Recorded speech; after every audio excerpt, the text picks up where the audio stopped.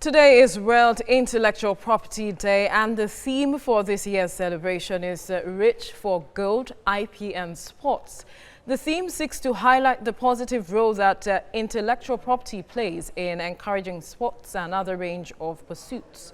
The day also encourages people to learn about the role that intellectual property rights play in innovation and creativity. It is hoped that by commemorating the day, awareness of how patents, copyright, trademarks and designs impact on daily life and the contribution made by creators and innovators to the development of societies will be promoted. The day seeks to publicize and popularize intellectual property protection laws and regulations across the globe. I have joining me a legal practitioner, James Ononiwu, to discuss this. Thank you for joining us on the news. Thank you very much.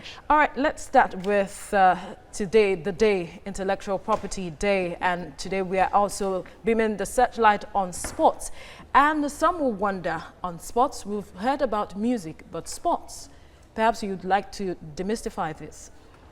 Well, intellectual property talks about creative people. All right. Basically creative people. When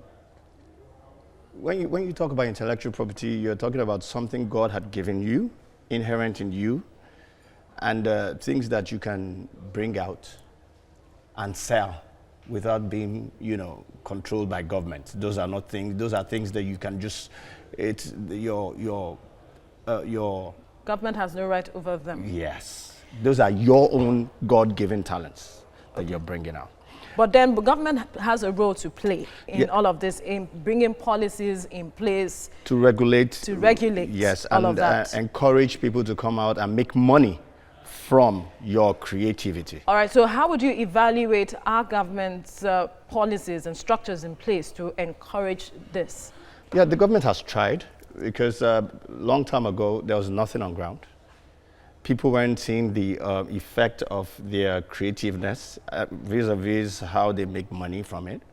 But now government has put things in place to encourage people to come out, like musicians. You can see most of them are doing stuff. They are producing music, and now government is putting things in place that you can't use people's music without paying. How effective has that been? Because we still see, when you talk about social media and other places, you still see all of that. Are they collecting royalties from that? Yeah, we're getting there. We're getting there. It's not been easy, but we're getting there. In the developed world, these things, laws are very potent.